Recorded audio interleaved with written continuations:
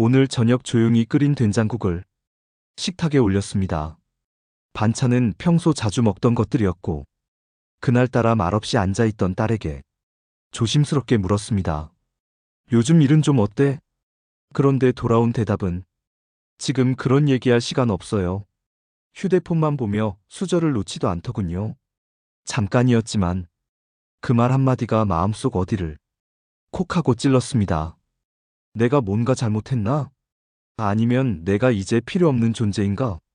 예전엔 뭐든 물어보고 같이 웃고 울던 사이였는데 이젠 내가 뭔가를 꺼내기만 해도 귀찮은 사람, 잔소리하는 사람, 취급을 받는 것 같았습니다.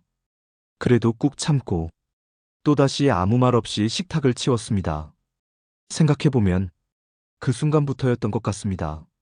내가 말을 아끼기 시작한 게 자녀와 눈을 마주치면 괜히 긴장부터 하게 되는 게 그리고 부모라는 이름으로 살면서도 존중받고 싶다고 생각하기 시작한 게 오늘 영상은 그런 당신을 위한 이야기입니다. 한마디 말로 자녀의 태도를 바꿀 수 있는 단단한 말의 힘을 함께 나누고자 합니다. 1장. 왜 자녀는 부모를 무시하게 될까? 별말 안 했습니다. 그저 오늘은 좀 일찍 들어왔구나 하고 한마디 건넸을 뿐인데 자녀는 인상을 찌푸렸고 아, 제발 그만 좀 하세요 하고 방으로 들어가 버렸습니다. 말을 걸었다는 이유만으로 내가 민폐가 된 것 같았습니다. 그날 저녁상을 치우면서 내가 진짜 가족인가? 그냥 불편한 존재인가? 혼잣말처럼 그렇게 중얼거렸습니다. 이런 상황 정말 낯설지 않죠? 처음엔 무심한 듯 넘기던 말투, 눈도 안 마주치고 대답하는 습관, 자기 얘기만 하고 부모 말은 끊어버리는 행동들. 시간이 갈수록 그건 성격이 아니라 관계의 방식이 돼버립니다. 우리는 부모니까 어느 정도 참아야 한다고, 이해해야 한다고 스스로를 달래며 침묵을 선택합니다. 그런데 그 침묵은 자녀에게 그래도 되는 거구나라는 신호가 되어버립니다.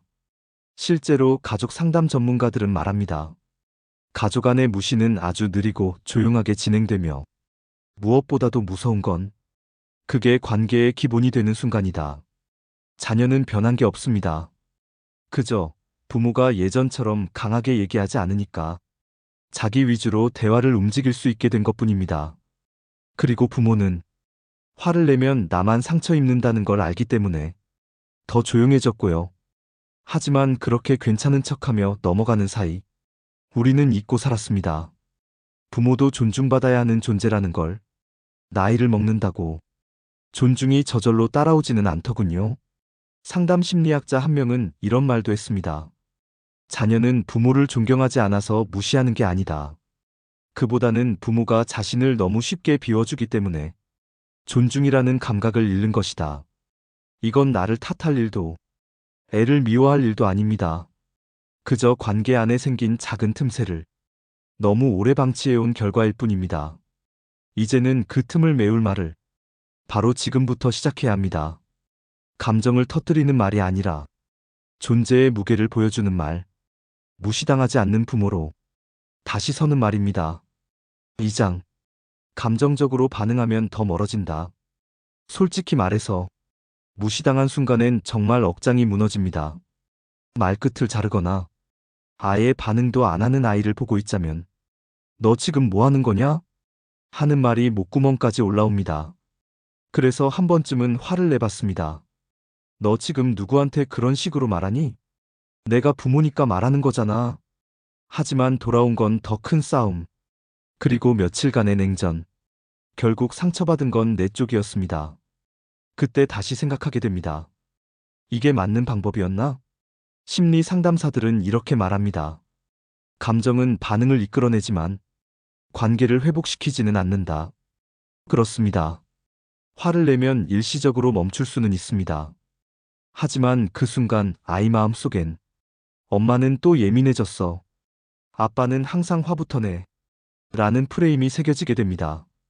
그리고 그 프레임은 시간이 지날수록 부모의 말을 듣지 않아도 되는 말로 만들어버립니다. 우리는 내 감정을 꺼내는 게 솔직한 소통이라고 생각하지만 사실 아이는 그걸 통제 시도로 느낄 수 있습니다. 내가 어떻게 살아야 하는지를 또 말하네. 왜 나를 그냥 믿어주지 않지? 이런 방어적 반응이 관계를 더 멀어지게 만듭니다. 한 청소년 상담 전문가는 이렇게 말합니다. 부모가 감정으로 접근하면 자녀는 생각이 아니라 감정으로 반응하게 된다. 그 순간 두 사람은 대화가 아니라 감정 싸움을 하게 된다. 왜 안 듣냐는 말 대신 지금 내 말이 내게 어떻게 들리는지 궁금하다. 라고 물어야 합니다. 처음엔 어색했죠.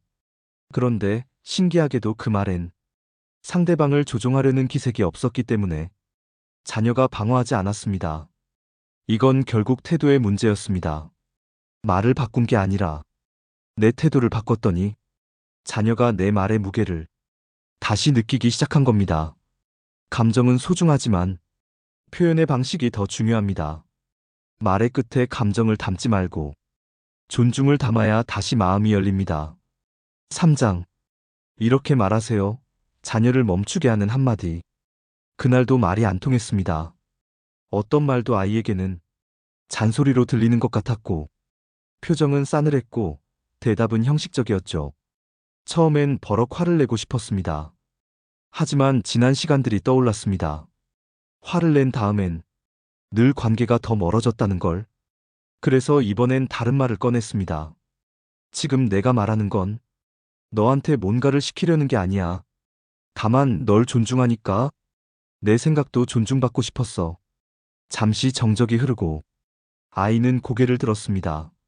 무슨 말을 할지 몰라 하는 표정이었지만 그 눈빛엔 처음 보는 멈춤이 있었습니다. 심리치료 전문가들은 말합니다. 자녀와 대화를 이어가려면 부모는 먼저 존중의 언어를 써야 한다. 그게 자녀의 무례를 반성하게 만드는 유일한 방식이다. 우리는 흔히 나는 네 엄마야. 부모 말은 좀 들어야지. 라고 말하지만 이 말들은 아이에게 명령처럼 들립니다. 그보다는 나는 네 편이고 너를 믿기 때문에 내 생각도 너와 나눌 수 있다고 믿는다. 이 메시지를 상대의 언어로 낮은 어조로 전달하는 게 중요합니다. 또 한 가지, 무시당한다고 느껴질 때 이렇게 말해보세요.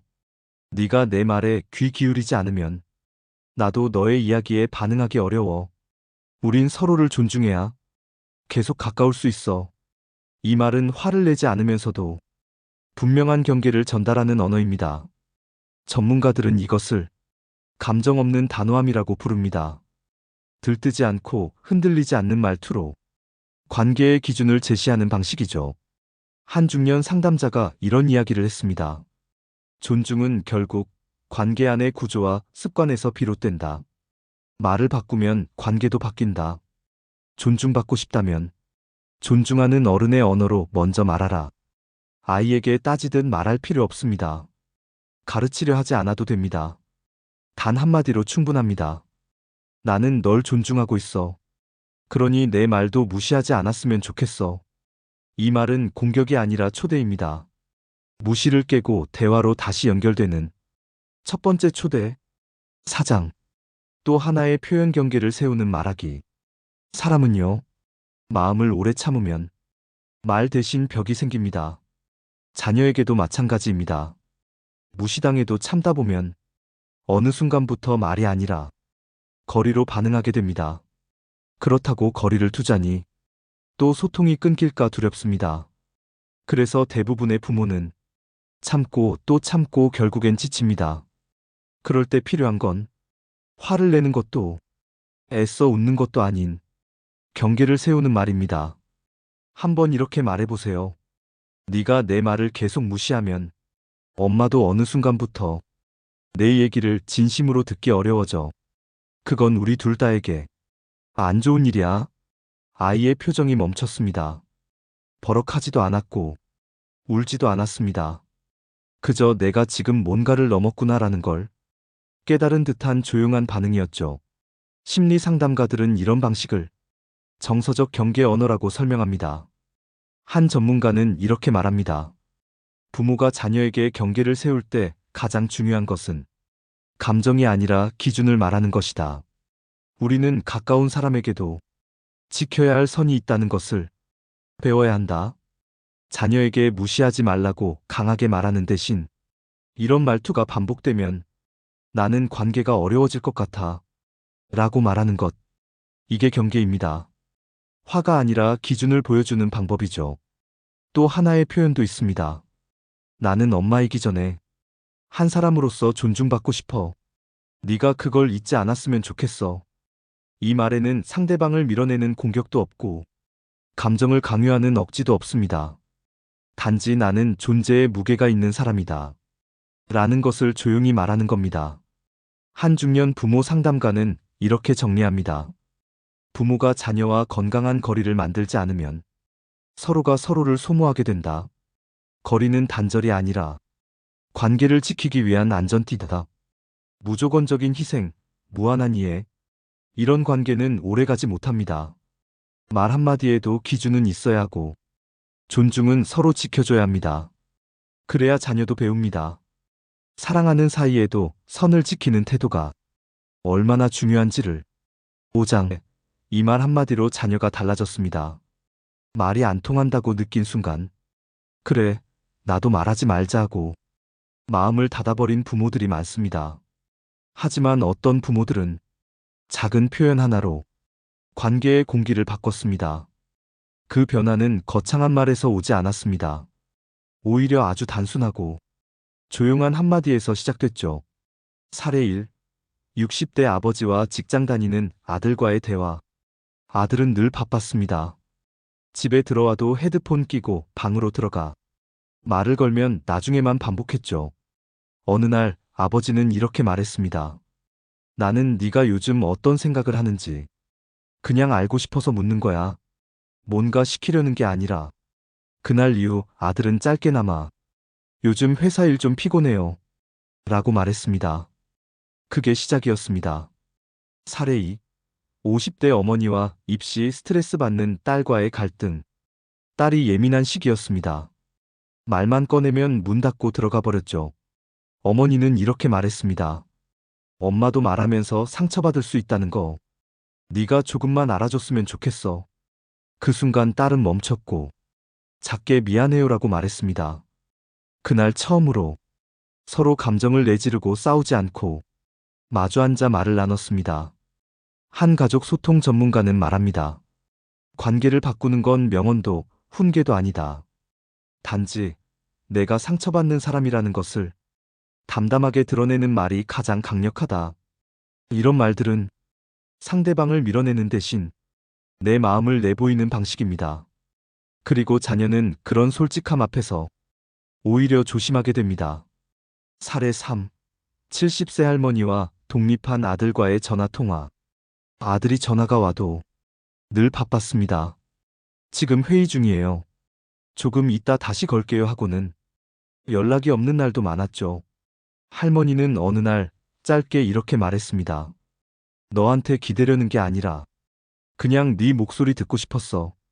그 말을 들은 아들은 잠시 침묵한 뒤 그날 밤 직접 전화를 다시 걸어왔습니다. 엄마, 요즘 좀 힘들었어요. 그래도 이렇게 말해주셔서 고마워요. 그게 오랜만에 대화의 시작이었습니다. 이처럼 자녀를 변화시키는 건 거창한 말이 아닙니다. 그저 내 마음을 책임 없이 흘리는 말이 아니라 존재를 담아낸 말로 건넬 때 벌어지는 일입니다. 상처를 숨기기보다 조용히 보여주면 자녀는 어느 순간 그 말의 무게를 느낍니다. 감정은 터뜨릴 때보다 담담히 꺼낼 때 더 깊이 전해집니다.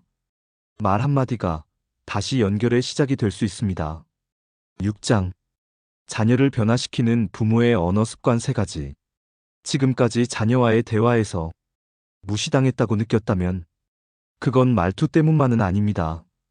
대부분은 우리가 어떻게 말하는지보다 무엇을 자주 말해왔는가에 달려 있습니다. 그래서 지금부터는 자녀와의 관계를 회복하는 작지만 강력한 언어 습관 3가지를 나누고자 합니다. 첫 번째, 지시보다 공감으로 말하세요. 이렇게 해가 아니라 너라면 어떻게 하고 싶어? 라고 말하세요. 부모는 자녀를 걱정하기 때문에 이건 이렇게 해야 해. 지금 그게 아니야. 라는 식으로 말하게 됩니다. 하지만 이런 말은 자녀에게 신뢰받지 못하는 느낌을 줍니다. 상담 전문가들은 말합니다. 자녀가 원하는 건 해결책이 아니라 생각할 기회를 주는 대화다. 무언가 알려주고 싶다면 정답을 주는 대신 질문을 주세요. 넌 어떻게 하고 싶어? 그 선택, 너한테 어떤 의미야? 이런 물음은 자녀를 존중하는 부모의 방식입니다. 두 번째, 불만보다 요청으로 말하세요. 왜 안 했어? 대신 이걸 함께 해줬으면 좋겠어라고 말하세요. 우리는 자녀가 무언가 안 해놓으면 무의식적으로 왜 안 했니? 부터 묻습니다. 그 말 안엔 실망, 분노, 평가가 섞여 있죠. 하지만 표현만 바꿔도 아이의 반응이 달라집니다. 이거 안 해놨네? 대신 이걸 네가 해줬으면 좋겠어. 엄마한테 큰 도움이 될 것 같아. 같은 말이지만 한쪽은 추궁이고 한쪽은 협력 요청입니다. 부모가 요구가 아니라 함께하려는 태도를 보일 때 자녀도 책임을 나누기 시작합니다. 세 번째, 판단보다 공유로 말하세요. 그건 틀렸어가 아닌 나는 이렇게 느꼈어라고 말하세요. 아이의 선택이나 말에 대해 그건 아니야, 넌 잘못 생각하고 있어. 이렇게 반응하면 자녀는 마음의 문을 닫습니다. 말을 멈추지요. 그리고 나중엔 아예 아무 말도 하지 않게 됩니다. 그럴 땐 나는 네가 그렇게 말하니까 조금 걱정됐어. 나는 그걸 이렇게 느꼈는데 너는 어땠니? 판단은 거리를 만들고 공유는 연결을 만듭니다. 상담사들은 말합니다. 부모가 감정을 공유할 때 자녀는 처음으로 부모를 사람으로 받아들인다. 그 말이 참 인상 깊었습니다. 우리는 부모라는 역할 안에만 있었지. 감정이 있는 사람이라는 걸 아이에게 보여주지 않았던 건 아닐까요? 지금까지 이야기한 이 세 가지. 지시 대신 공감, 불만 대신 요청, 판단 대신 공유. 이건 말솜씨를 위한 게 아닙니다. 당신이 존중받는 어른으로서 다시 자녀의 마음에 들어갈 수 있는 말의 방식입니다. 습관이 바뀌면 말이 바뀌고 관계가 바뀝니다. 관계가 바뀌면 당신은 더 이상 무시당하지 않게 됩니다. 말이 바뀌면 관계가 바뀝니다. 존중받고 싶다면 존중하는 언어부터 시작하세요. 말을 꺼내기도 전에 내가 어떤 반응을 듣게 될지 이미 짐작이 되는 순간이 있습니다. 그저 평범한 하루 안부를 묻는 건데도 그 말 한마디에 한숨이 돌아올까봐, 표정이 굳을까봐 입을 다물게 됩니다. 사랑하니까 참는 게 맞다고, 가족이니까 이해해야 한다고, 어느새 우리는 말하지 않는 법을 먼저 배웠습니다. 말을 꺼내지 않으면 거절당하지 않으니까, 무시당하지 않는 척이라도 할 수 있으니까. 하지만 그건 사랑이 아니었습니다. 그건 나를 지우는 습관이었습니다. 존재의 무게를 포기하는 방식이었고, 서서히 관계를 공기처럼 흐려지게 만드는 길이었습니다. 우리는 부모입니다. 사랑을 주기 위해 노력했고, 지켜보기 위해 기다렸으며, 더 많은 것을 감내하고, 덜 많은 것을 바랐습니다. 그러나 부모라는 이유로 무시당해도 된다는 법은 없습니다. 나이가 들었다고 배려받는 자리가 아니라 참는 자리로 내려앉아야 하는 것도 아닙니다. 사랑도 관계도 존중 위에서만 건강하게 자랄 수 있습니다. 이제는 말의 방식이 바뀌어야 합니다. 화로 쏟아내는 대신 존중을 건네는 말, 서운함을 삼키는 대신 기준을 보여주는 말, 비난이 아니라 경계를 세우는 말로 다시 자녀의 마음을 두드려야 합니다. 나는 너를 존중해. 그러니까 나도 존중받고 싶어. 이 한 문장이 자녀의 반응을 바꾸고 당신의 마음을 지켜줄 수 있습니다. 어떤 말은 큰 소리로 외치지 않아 상대를 멈추게 하고 마음을 움직이게 합니다. 부드럽지만 단단한 말, 조용하지만 명확한 태도. 그것이 지금 우리가 배워야 할 부모의 언어입니다. 부모는 희생의 이름이 아닙니다. 사랑을 감내한 사람의 이름이며 존중받아 마땅한 존재입니다. 그 사실을 기억하세요. 그 누구보다 먼저 당신 자신이, 그리고 이제는 당신의 자녀도 노후의 지혜였습니다. 오늘 영상이 당신이 다시 존중받는 말을 시작하는 그 첫 문장이 되길 바랍니다. 영상이 마음에 드셨다면 좋아요, 구독 부탁드립니다. 감사합니다.